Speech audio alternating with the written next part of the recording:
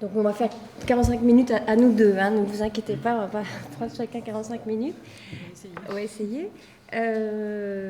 Donc moi je vais commencer par introduire sur la maladie de Huntington dont on va parler ce soir au travers de notre expérience Ding Dang Dong, parce que c'est depuis cette histoire-là que nous parlons et depuis nulle part ailleurs. Donc c'est important que vous ayez, désolé pour ceux qui connaissent déjà un peu ce que c'est, que vous ayez quelques éléments sur cette maladie. Ça va, vous m'entendez bien parce que Donc c'est une maladie rare, donc si vous ne la connaissez pas, c'est tout à fait normal. Huntington touche en France environ 8000 personnes. C'est une maladie qu'on classe dans les maladies neurodégénératives, même si grâce à Harmel, entre autres, on remet en question ce mot-là, mais n'empêche qu'elle fait encore partie de cette grande famille des maladies neurodégénératives qui touchent les adultes plutôt au moment de leur vie adulte, pas une maladie du grand âge, une maladie plutôt de l'adulte jeune, entre 30 et 45 ans en moyenne, qui a 3 familles de symptômes principaux, à la fois moteurs, avec des problèmes évolutifs de l'équilibre, puis ce qu'on appelle la chorée de Huntington, qui lui a donné son nom pendant longtemps, qui est des mouvements incontrôlés, incontrôlables de tout ou partie du corps, qui peuvent être assez spectaculaires. Et puis, donc des troubles de l'équilibre qui vont jusqu'à une perte de l'autonomie. Et puis des troubles cognitifs qui sont très importants, donc on a minimisé jusqu'à peu, parce qu'on voyait toujours la chorée et pas tellement ce qu'il y a autour, comme souvent dans les maladies neurodégénératives. Vraiment une altération de la façon de penser habituelle qui est vraiment très importante, qui inclut un ralentissement et puis une difficulté de concentration qui amène au bout d'un moment à pouvoir penser plusieurs choses en même temps, ce qui est hyper invalidant parce que dans la vie, on n'arrête pas de penser à plein de trucs en même temps. Et bien, à Huntington, au bout d'un moment, on doit penser une chose après l'autre. Et puis des troubles psychocomportementaux, dont on dit parfois qu'ils sont carrément psychiatriques. Ça, c'est une des choses qu'on discute pas mal à Ding Dang Dong. En tout cas, des difficultés vraiment et des souffrances morales qui sont qualifiées dans le tableau psychiatrique d'angoisse, de dépression, voire de psychose, de démence, des choses comme ça. C'est une maladie qui est très héréditaire. Quand une personne là et qu'elle a des enfants, alors les enfants ont une probabilité sur 2 d'en avoir hérité. Donc c'est vraiment plus qu'une vulnérabilité, là vraiment c'est une probabilité très forte. Et il se trouve que comme le gène en cause a été identifié en 1993, il y a tout de suite la possibilité de mettre en place un test qui permet, un test génétique, de savoir à coup sûr si vous en êtes porteur ou pas, même quand vous n'avez pas encore développé les symptômes. Donc bien avant la survenue des symptômes, on peut savoir si vous en êtes porteur de ce gène, et si vous l'êtes, ça veut dire que vous allez la développer parce que elle est à pénétrance complète, enfin, ça a son expression, et donc si on est porteur du gène, on est sûr de le développer tôt ou tard. Voilà, il n'y a pas de traitement, elle est actuellement incurable, à part des traitements symptomatiques de type neuroleptique, des choses comme ça, des psychotropes, des soins paramédicaux qui sont utiles, nécessaires, même si ils n'empêchent pas l'évolution, comme l'orthophonie, la kiné, psychothérapie. Et puis il faut ajouter aussi, alors c'est pas dans la définition, mais on ajoute toujours que c'est une maladie qui fait l'objet d'un regard extrêmement négatif. C'est-à-dire que c'est une maladie qui fait très très peur. Il est très courant quand on va dans les congrès avec Valérie qu'on entende que c'est la pire des maladies neurodégénératives. C'est tenté qu'il y ait un concours, mais c'est pas le cas. Mais on a tendance à dire que Huntington, ça accumule Alzheimer, Parkinson, la SLA et la schizophrénie. Donc voilà, particulièrement chargée comme ça, cette maladie d'une frayeur à la fois chez les familles et sans doute aussi, c'est notre hypothèse en tout cas, chez les médecins finalement, qui véhiculent aussi cette frayeur. Voilà. Donc c'est une maladie où on sait à la fois beaucoup de choses et très peu, parce qu'on sait la repérer grâce à ce test, qui est quand même assez très rare hein, pour une maladie de ce type, d'avoir un test fiable à 100% génétique avec une simple prise de sang. Donc on peut même la prédire, mais on ne sait pas la guérir. Et donc tout l'enjeu, c'est de prendre soin de ceux qui en sont affectés. C'est un enjeu énorme, avec une liberté particulière finalement liée au fait qu'il n'y ait pas de traitement. On ne sait la décrire et donc la vivre autrement qu'en termes de privation. Tout ce que je vous ai décrit, les symptômes, c'est toujours des choses qui sont de l'ordre de la privation. Hein. C'est la neurodégénérescence, le déni, l'anosognosie, c'est-à-dire ce serait une maladie dont on ne se rend pas compte quand qu'on est malade, la démence, l'apathie, l'irritabilité, l'agressivité, la dépression, l'angoisse, c'est toujours des façons de décrire les choses par le moins, par la marge, par le négatif. Et c'est des notions qui n'aident personne et qui semblent au contraire limiter considérablement les marges de manœuvre cliniques, pratiques, mais aussi conceptuelles et existentielles qui pourraient être déployées au contact de cette maladie pour améliorer le sort de ceux qui en sont affectés, les malades comme leur entourage. C'est des mots, quand à partir du moment où ils sont utilisés par la médecine, ils sont, je disais, prescriptifs, parce qu'au fond, vous savez que quand on définit les choses, les patients obéissent aux définitions. C'est presque autoréalisateur, donc il faut faire très attention à la façon dont on définit les choses. Or, on trouvait, nous, que ces mots ne recouvraient pas grand-chose en termes d'expérience. Déjà, ils étaient très négatifs, c'est une chose, mais aussi, surtout, ils ne donnaient pas lieu à un savoir consistant pour nous. J'ai manqué un truc, là. Vous avez parlé des mots, mais j'ai dû être absente, je suis là. Pardon ? Vous pouvez revenir un petit peu oui, sur les mots de la définition ? Oui, enfin, ce qui était les mots prescriptifs. Qu'une définition médicale d'une maladie a tendance à être prescriptive, c'est-à-dire que pour les médecins, donc, ils adhèrent à la définition et c'est ce qu'ils transmettent aux patients qui vont suivre le programme comme si c'était une prescription. Donc on vous dit vous allez mourir dans 10 ans, 10 ans plus tard, généralement, vous n'êtes pas super en forme, par exemple. Ça va ?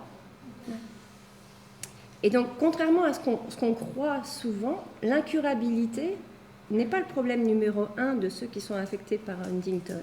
Leur problème numéro 1, c'est de faire de cette situation, être affecté par Huntington, une situation pleine d'épreuves, certes, c'est pas rigolo tous les jours, mais aussi pleine de vitalité, d'enrichissement, de consistance justement, de sens, de signification, une vie digne d'être vécue. Alors Valérie et moi, au nom de nos expériences et de nos intuitions, nous sommes toutes les deux, on peut dire, concernées par Huntington. Il y a plein de manières d'être concernées et nous le sommes toutes les deux.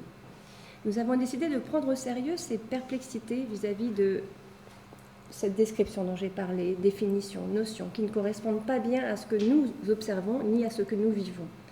Nous avons décidé de prendre au sérieux le fait qu'avec la maladie d'Huntington, comme avec d'autres maladies bien sûr, neuro, lorsque l'on plaque des notions médicales préexistantes sur des modes d'existence alternatifs subtils, c'est une expression un peu compliquée, mais je dirais que c'est comme ça qu'on peut dire ce qui se passe avec Huntington, des modes d'existence alternatifs subtils, fragiles, quasi indicibles.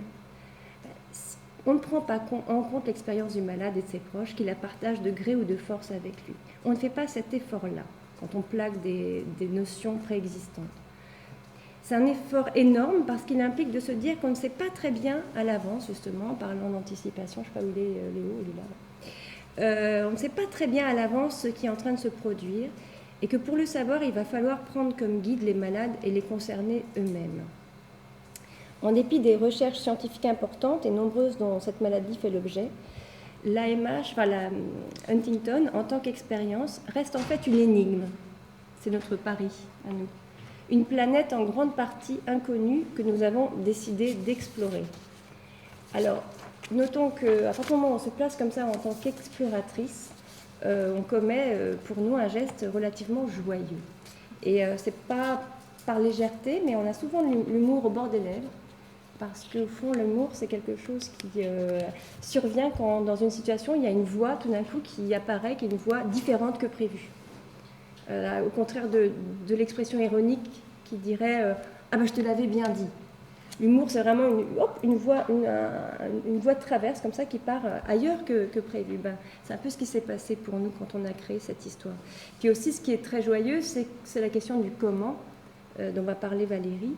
Parce que comment faire quand on veut partir à explorer une telle affaire, une maladie comme ça, comme si c'était une planète inconnue, ça nous ramène à Jules Verne, aux expéditions, voire même à James Bond, au moment où il prépare son équipage avec Q, pour ceux qui aiment bien James Bond. Voilà.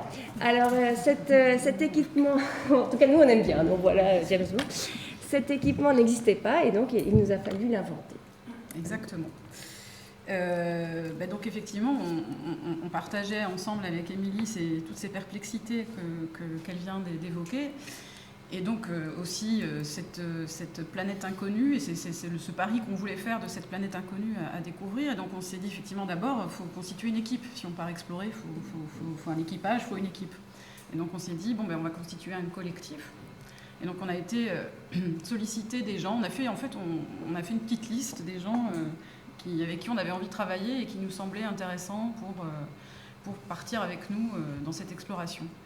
Et je reviens peut-être juste 2 minutes sur la question du concernement, parce qu'effectivement c'est un mot un peu lourd, concernement, mais c'est vrai qu'on a aussi fait ce pari-là. Donc on a fait beaucoup de paris en un pari, mais on a aussi fait le pari que d'être concerné, c'est pas forcément d'être directement affecté par la maladie, c'est-à-dire être malade, porteur ou proche, famille, conjoint, frères et sœurs. Mais que le concernement aussi, il est à inventer, à créer, et qu'être concerné, c'est à partir du moment où en fait on est suffisamment en contact avec quelque chose qui transforme notre perception du monde. À partir de là, on est finalement attaché et concerné puisqu'on est transformé. Et en fait, on a fait le pari de se transformer aussi, chemin faisant, avec les gens qu'on a sollicités. Et donc, on a décidé de créer Ding Dang Dong. On a été voir ces personnes, donc des philosophes, des historiens des sciences, des sociologues, des artistes, chorégraphes, vidéastes.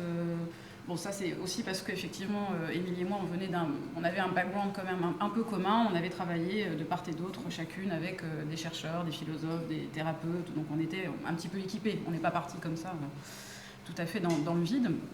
Et donc on s'est dit... donc on était dans un premier temps dans l'élaboration de ce collectif, donc de rassembler ces gens autour de nous et de voir si on arrivait à les intéresser, donc à les concerner en fait par notre affaire. Donc on est 17 membres fondateurs, mais c'était pas suffisant. Et comme on était quand même en train de solliciter des gens qui faisaient eux-mêmes des paris de leur côté, notamment autour de 2 notions sur lesquelles je vais revenir, une notion de spéculation et une notion de narration. Dans le collectif, il y a des philosophes tels Isabelle Stengers, Vinciane Després, Didier Debèze, Bruno Latour, qui sont des gens qui ont commencé à vouloir penser cette question de la spéculation et de se la réapproprier d'une manière bien particulière. Et puis des artistes tels Fabricio Terranova qui avaient monté un programme à Bruxelles dans une école d'art, un programme de narration spéculative. Et en fait, on s'est entouré de cette équipe et cette équipe nous a incité en fait à aller plus loin que le premier pari que nous faisions d'explorer cette planète inconnue, mais de le poser en tant que geste, un vrai geste spéculatif, et donc de fabuler un institut qui n'existait pas encore. Et c'est là qu'on a décidé de créer un institut de coproduction de savoir sur la maladie de Huntington et de le fabuler, y compris d'un point de vue formel, donc de dire c'est un institut, donc il y a des départements de recherche, donc avant même qu'on ait en fait créé quoi que ce soit en termes de pensée ou d'objets, mais on a d'emblée institué notre mission. Et on a eu l'aide également d'une directrice artistique, Sophie Toporkov, qui encore accentué, nous a donné le dernier coup de pied aux fesses qu'il nous fallait pour nous dire si vous voulez faire un institut, alors il faut effectivement lui donner une existence et une existence graphique, design aussi. Donc c'est comme ça qu'on en est arrivé là. Mais donc finalement, on a fait le pari de faire pousser de la pensée, mais une pensée pertinente, c'est-à-dire qui puisse avoir un effet de transformation sur le réel. Et donc, comme je le disais, ce pari a été rendu possible par les personnes auxquelles nous avons fait appel pour former notre collectif. Et donc, je vais revenir un petit peu sur ces deux notions de spéculation et de narration, parce que finalement, elles sont vraiment au cœur de notre façon de faire, tout le temps. Dans tout ce qu'on fait, dans toutes nos activités, ces deux notions sont constamment sollicitées. Toujours de manière un petit peu différente, parce que reprise et parce que devant toujours s'adapter aussi aux découvertes que nous faisons, chemin faisant, avec nos usagers. Encore une fois, là aussi, usagers au sens très large, donc de personnes concernées au sens très large, que ce soit les soignants, que ce soit les personnes malades, les proches, les chercheurs, les artistes, enfin toute cette nébuleuse de personnes qui finissent par être au contact de la maladie de Huntington, concernées d'une manière ou d'une autre. Et donc, comme c'est un peu le sujet aujourd'hui, voilà, je voulais revenir un petit peu sur ces deux termes, de manière peut-être un peu plus de reprendre ce que ça veut dire pour nous, spéculation et narration, parce que c'est des termes aussi qui sont repris. D'ailleurs, je serais très heureuse d'entendre la version du design spéculatif, que je connais moins bien. Donc voilà, spéculation, pour nous, c'était en résonance avec ce groupe de philosophes un groupe plutôt belge, pas que belge, mais enfin le groupe formé par le groupe qui s'appelle le GECO, le groupe d'études constructivistes, qui est formé par Isabelle Stengers et Didier Debèze, entre autres, je ne vais pas tous les citer, mais qui ont eu à cœur qui sont des spécialistes de philosophie pragmatiste, notamment des spécialistes de Whitehead, de William James, de John Dewey, et qui ont voulu en fait réhabiliter la notion de spéculation qui avait été largement discréditée en philosophie en tant que pensée abstraite ou déconnectée de tout lien avec la réalité, de réhabiliter ce terme en lui ajoutant un autre terme qui est le geste. Et ils en ont fait d'ailleurs un livre qui s'appelle Le geste spéculatif, et qui est une manière en fait de voir la pensée sous le signe de l'engagement, et pas la pensée abstraite, mais la pensée et ses effets. Donc penser par les effets de la pensée. Donc de penser que la théorie, c'est toujours compliqué de penser par pensée, de penser que la théorie, la pensée n'est pas une solution, mais plutôt un appel en fait à transformer le réel, et que la valeur épistémologique d'une théorie, d'une idée, d'un concept dépend de ses effets avant tout. Et donc de penser par les effets, et qu'une idée ne s'évalue pas de manière abstraite ou en abstraction totale de la situation auquel elle se réfère. Ce qui repositionne quand même la théorie et la pensée vraiment dans un geste et dans un acte de pertinence aussi, et donc d'épreuve au contact du réel.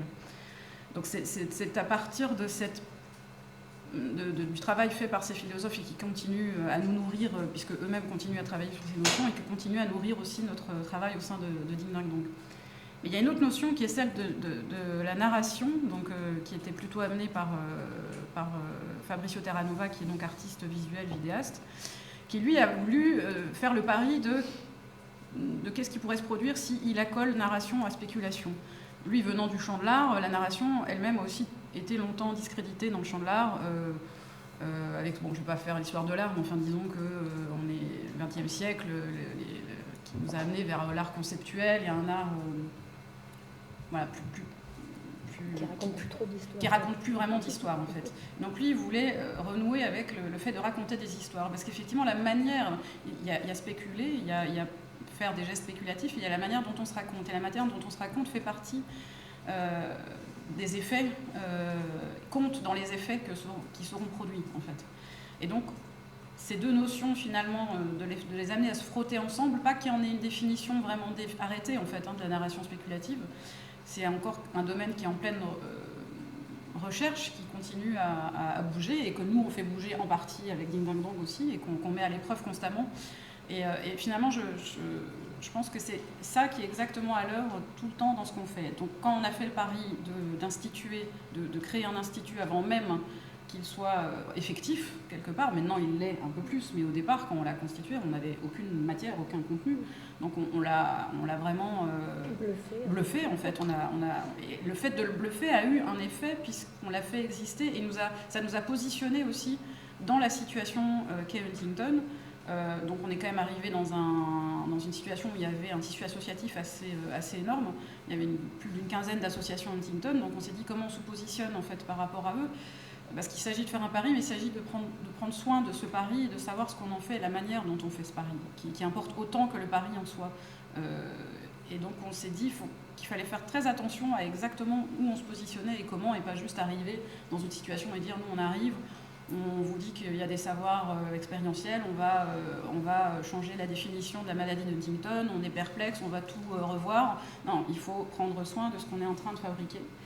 Et du coup, on s'est dit par exemple, je donne qu'un petit exemple, je ne vais pas prendre ici toute la fabrication d'Dim Dang Dong, mais on s'est dit par exemple qu'on n'aurait pas d'adhérence, qui est un vrai choix politique, pour ne pas en fait faire concurrence aux autres associations qui cherchent des moyens pour la recherche de traitement.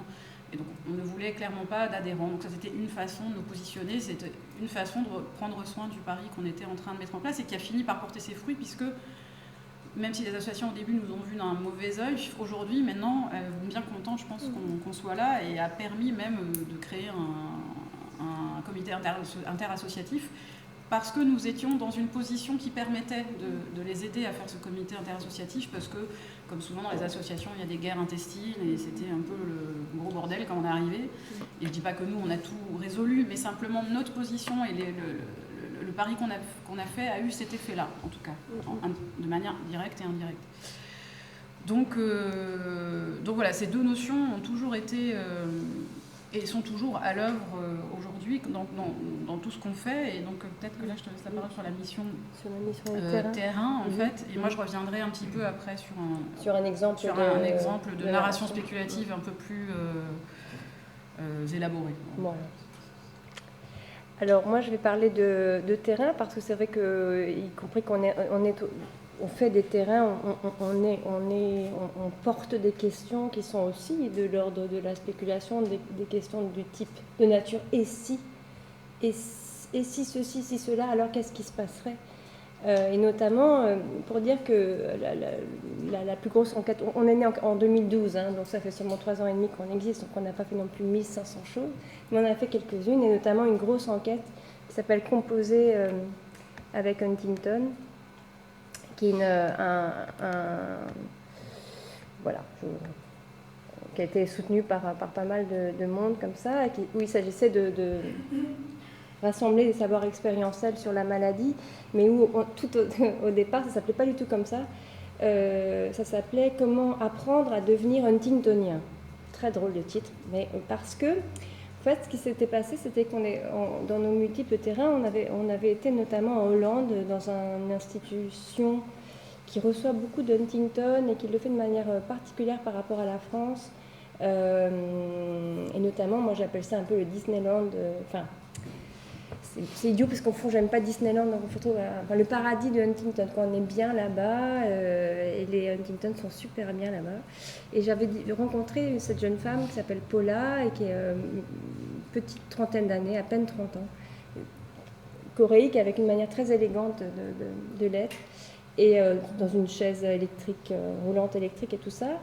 Et avec qui je discutais, à l'époque, on ne devait pas, c'était bien avant de penser qu'on ferait cette recherche, donc je disais, mais je lui demandais comment ça se passait pour elle et comment elle se sentait, et elle m'a répondu, écoute, tu verras, il y a un moment absolument épouvantable dans cette histoire où j'ai voulu mourir, j'ai essayé de mourir, etc.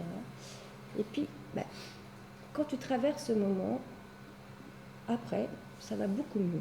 Elle me dit ça, elle est en plein, elle fait des chorés, des gestes, des machins, des trucs, elle est typiquement vraiment dans une forme avancée, la forme vraiment avancée typique d'Huntington, elle est pas loin de la gastrostomie, enfin bon, elle perd beaucoup de poids et tout, tout autour, les gens disent ça va pas, en l'occurrence là, ils le disaient pas, mais c'est typiquement ce genre de situation, on dit ça va pas, ça a beaucoup évolué, c'est l'horreur et tout, mais elle me dit ça va, avec un grand sourire et tout ça.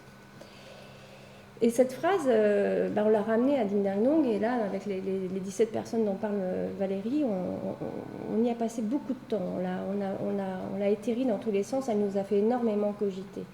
Et évidemment, elle nous a fait écho avec le fait que quand on voyait des personnes en phase très avancée, souvent ils nous disaient ça va, non mais ça va et tout. Et ce ça va bien, on l'avait déjà entendu. Et généralement, il est relié à la notion de déni ou d'anosognosie. Vous voyez bien, il ne peut pas s'en rendre compte qu'il est malade parce que sinon, s'il se voyait, il ne dirait pas ça. Or, on a commencé à se dire, mais on va prendre au sérieux ces paroles-là. Quand les gens nous disent ça va, c'est que ça va. Surtout que quand les Huntington, ça va pas, je peux vous dire qu'ils se font péter la baraque, mais vraiment littéralement. Il y a ceux qui mettent le feu chez eux 5 fois d'affilée. Enfin bon. Quand ça va pas, ça va vraiment pas. Quand ils disent ça va, donc prendre confiance.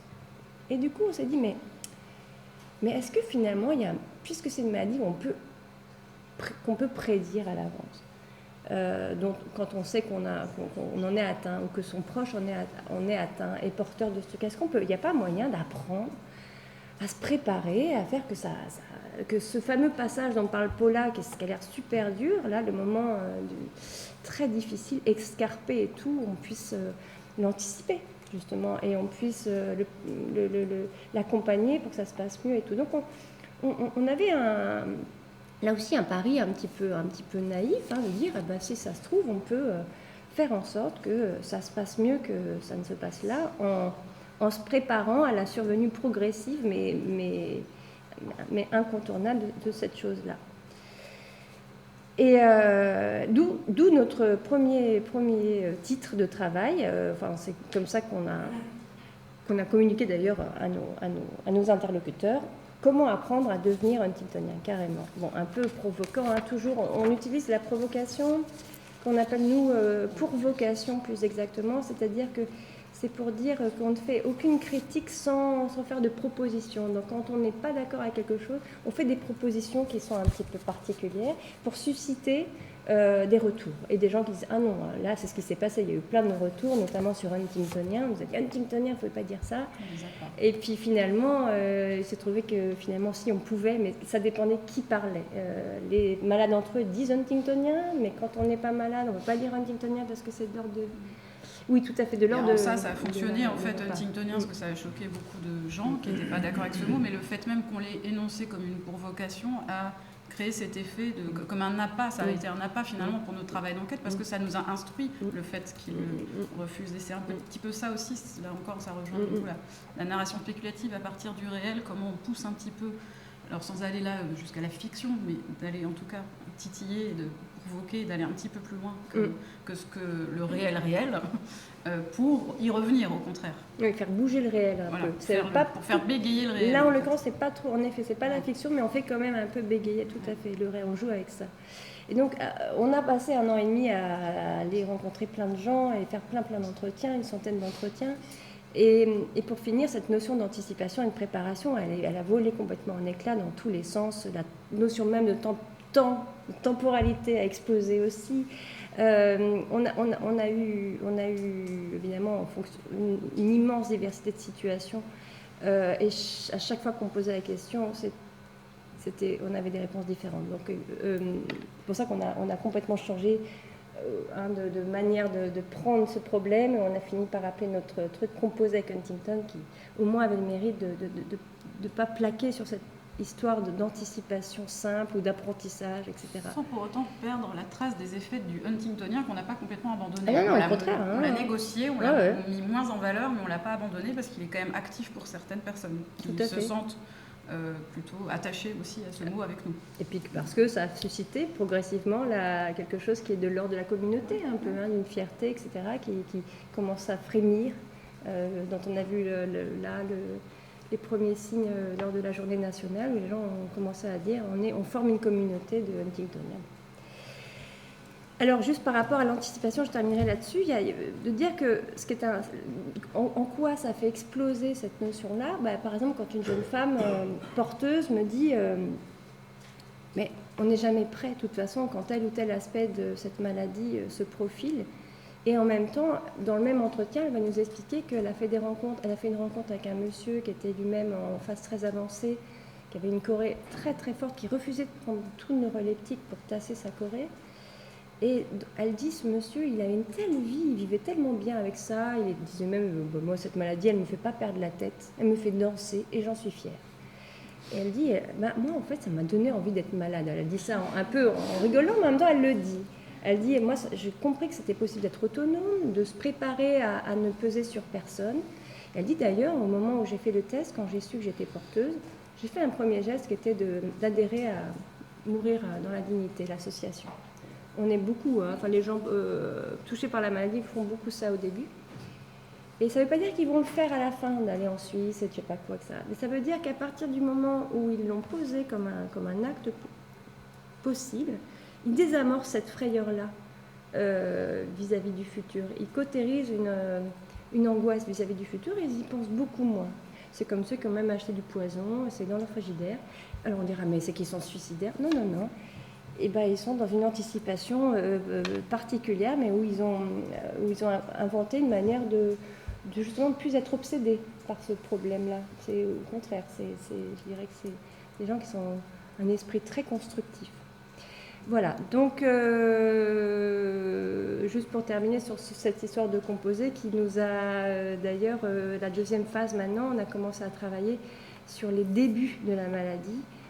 Parce que ce qu'on a découvert, c'est qu'une des choses qui aidait le plus, c'est peut-être pas d'anticiper les choses de manière très prédéterminée, surtout pas, mais des rencontres les uns avec les autres, d'échanger sur toutes ces histoires, justement, de faire exploser les notions trop plaquées. Donc maintenant, on travaille sur les débuts de la maladie. On a commencé une anti-école, en fait. C'est vraiment l'inverse du titre qu'on avait décidé au départ, une anti-école de la maladie d'Huntington. Mais donc je te laisse pour que tu parles de notre docteur Marbeuf. Je ne sais pas combien de temps il reste. Est-ce qu'il nous reste quelques minutes? 10 minutes. Ah bah c'est parfait. Non, bah d'accord. Donc c'est vrai que cette question d'anticipation, voilà, je me sens en écoutant que j'y pense, parce que c'est vrai qu'il y a un peu une double... Il y a la question de l'anticipation dans la maladie elle-même, quand on est porteur, comment on anticipe la maladie ou pas, et c'est vrai que c'est une question qui nous tracasse et qu'on n'a pas vraiment encore résolue, mais en même temps qui fait écho aussi à, pour revenir sur cette narration spéculative, qui est toujours en fait en train d'anticiper, mais pas anticiper pour projeter, mais anticiper pour y revenir en fait. Et quelque part c'est ce qu'ils font aussi quand ils vont acheter peut-être un poison, c'est effectivement pas dans l'anticipation du type je vais le faire, mais c'est dans l'anticipation du comment je vis le maintenant en fait, et que ça aide à vivre maintenant d'une certaine manière. Donc voilà, donc, bon, on a vu un petit peu à travers ce qu'a raconté Émilie que là, sans aller encore une fois jusqu'à la fiction, même si dans la fondation de Ding Dang Dong, l'Institut était une fiction au départ, et sans aller à chaque fois jusqu'à une fiction forte, on tire on part du réel, on tire des fils et on les pousse pour voir jusqu'où ils vont, et ils nous permettent de penser en fait et de nous instruire.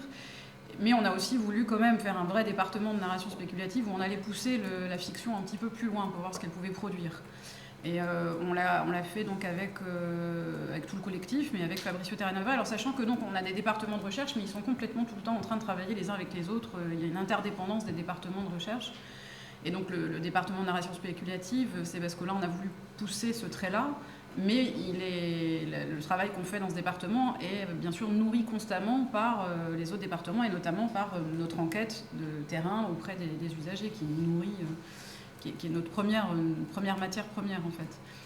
Et donc avec Fabricio, on s'est attaqué à la question de l'annonce de la maladie, qui nous semblait être aussi un des gros problèmes, donc, comme Émilie l'a dit au début de son intervention. Comment on annonce une telle maladie et comment faire pour essayer de mieux faire, parce qu'effectivement la manière dont on l'annonce, les termes qui sont utilisés peuvent avoir énormément de conséquences négatives et qui rendent parfois plus malade que ce qu'on est malade déjà au départ. Et donc c'est bien là aussi qu'on voit la puissance des mots. Les mots importent, la manière dont on raconte importe, d'où aussi une narration spéculative. Et donc, Fabricio a proposé de faire une série de capsules vidéo qui mettrait en scène un médecin, le docteur Marbeuf. Donc, en fait, on n'a pas le temps de montrer les vidéos, mais si vous voulez les voir, elles sont sur, pour aller voir sur le site. Il y en a deux. Donc, Olivier Marbeuf en fait est un performeur, conteur qui donc travaille avec nous à incarner ce personnage de médecin et qui en fait commence un petit peu à nous faire sentir à quelques années de décalage. Donc en fait maintenant, comme les premières vidéos datent de 2014, le temps est un petit peu, la temporalité est brouillée, mais en fait au départ il parlait depuis un avenir, un futur proche. Donc un décalage de 2 ans à peine en fait par rapport au moment T, et qui en fait commençait à se dire le docteur Marbeuf a rencontré une patiente qui n'était pas très très contente et qui lui disait oui mais enfin comment vous pouvez me dire que vous savez ce qui va m'arriver alors qu'en fait vous ne savez pas ce qui va m'arriver, et pourquoi n'arrivez-vous pas à dire que vous ne savez pas, enfin, je résume un peu vite, mais pourquoi n'arrivez-vous pas à me dire ça? Et elle dit, moi je ne reviendrai pas vous voir tant que vous ne me direz pas que vous ne savez pas exactement ce qui va arriver. Là en l'occurrence, c'était une sœur qui parlait de ce qui va arriver à ma sœur. Et donc c'est tout le trajet de ce médecin qui est un peu quand même interpellé mais un peu énervé, mais alors du coup voilà, il finit quand même par se mettre un peu au travail, mais quand même au début il est un peu échaudé en disant je suis médecin, c'est moi qui sais, c'est dans mon devoir de vous prévenir, de vous dire ce qui va arriver et par ailleurs donc de proposer la pire version quelque part. Hein. Mais donc quand même il est interpellé, il est un peu ennuyé avec cette affaire, alors il commence un petit peu à bouger et à enquêter, et notamment à aller rendre visite en Hollande, à visiter cet institut dont on parle et qu'on a vraiment visité. Donc à chaque fois donc, la frontière entre le réel et la fiction est toujours très... il y a un jeu constant là-dessus qu'on assume. Et donc il a été visiter cet institut et force est de constater qu'il se dit qu'il y a des choses intéressantes, et quand il revient, il commence à monter, il décide de monter une unité expérimentale pour penser davantage la prise en charge de la maladie avec les malades eux-mêmes. Et donc on suit un petit peu les tribulations de ce médecin, et dans la deuxième vidéo, il reçoit en fait, il nous donne connaissance d'une lettre qu'il a reçue de Maud Christen, qui est une voyante que nous avons rencontrée à Ding Dang Dong. Et on l'avait invitée, en fait, cette voyante, parce qu'on se disait qu'elle devait pouvoir nous aider à savoir comment apprendre, comment annoncer des mauvaises nouvelles aux gens, quoi. C'est une spécialiste. On cherche comment faire? On cherche une spécialiste qui annonce des mauvaises nouvelles. Enfin, toute la journée. Potentiellement, qui annonce des mauvaises nouvelles toute la journée. Donc on l'a prise très au sérieux, comme toujours. On a dit, comment vous faites? Et donc on a commencé un échange avec elle très très intéressant, et elle nous a écrit cette lettre, qui est une lettre qu'elle a vraiment écrite, qu'elle nous a écrite. L'une des plus belles choses qu'on ait jamais reçues, vraiment, qui est une splendeur très, très belle, sur l'anticipation. Et qui l'adresse au docteur Marbeuf, qui est pourtant un personnage, mais peu importe, justement, elle l'adresse au docteur Marbeuf et elle dialogue avec lui en essayant de dire qu'est-ce qu'on peut partager tous les deux dans notre pratique d'annonce de mauvaises nouvelles. Donc je vous laisserai aller regarder la vidéo et les lectures de cette lettre. Et donc c'est quand même aussi assez audacieux de la part d'un médecin de prendre au sérieux la parole d'une voyante. Donc voilà, donc ça c'est le début d'une série de capsules vidéo, il y en aura d'autres. Ce qu'il faut un peu dire là, c'est que le principe, c'était de puiser dans le réel, dans nos découvertes et dans notre matière pour voir les possibles qui étaient contenus dans ce réel et de les raconter et de les pousser un petit peu dans une fabulation qui nous permette de repenser ce qui se passe aujourd'hui. Et on a fait aussi le pari que cette série de capsules vidéo aurait des effets. Alors ces effets sont difficiles à mesurer, à évaluer, mais en tout cas ils en ont. On ne sait pas jusqu'où, comment. Et ça a été montré. Donc voilà, la première capsule a été montrée. On l'a montrée en fait dans un colloque, un congrès international à Rio en 2014, devant 300 médecins. 2013, pardon. Non, je dis 2013 parce que justement elle était datée de 2014. Donc on montre cette vidéo dans un congrès international sur la maladie de Huntington devant 300 médecins. Ça ne laisse pas indifférents. Ça les a pas laissés indifférents, mais la réaction a été difficile parce qu'en fait, je pense qu'ils savaient tellement pas comment réagir qu'ils nous ont pas. Il n'y a pas eu de retour immédiat. Par contre, quand on est rentré en France, les médecins français, ça c'est sûr, l'ont très mal pris. Parce que ce que nous on n'avait pas vu, c'est qu'eux ils trouvaient qu'on. D'abord, ce qui est drôle quand même, qu'il faut dire, c'est qu'ils se sont dit. Mais c'est qui ce médecin? On ne le connaît pas. Donc ils y ont à peu près cru quand même, ce qui nous paraissait complètement. En même temps, on avait vachement bossé. On avait vraiment bossé. On avait fait montrer par notre médecin. On a un médecin dans le collectif, Katia Youssef, qui avait vu la vidéo, qui avait fait refaire parce que tant que c'était pas justement plausible, ça marchait pas. Donc on a travaillé sur la plausibilité. Oui, mais donc pour les médecins français, vu que le secteur Huntington est quand même assez restreint, l'unité, ils auraient pu deviner que c'était quand même effectivement pas... Mais bon, il y a eu une réaction un peu d'énervement, ils ont un peu flippé, et puis ça les a beaucoup énervés, pas surtout, tous, hein, ils ont dit, vous me montrez des médecins qui doutent, quelle image de la médecine française vous donnez. Comme c'était un congrès international, ils étaient très échaudés sur le fait qu'on ait donné une mauvaise image de la médecine française.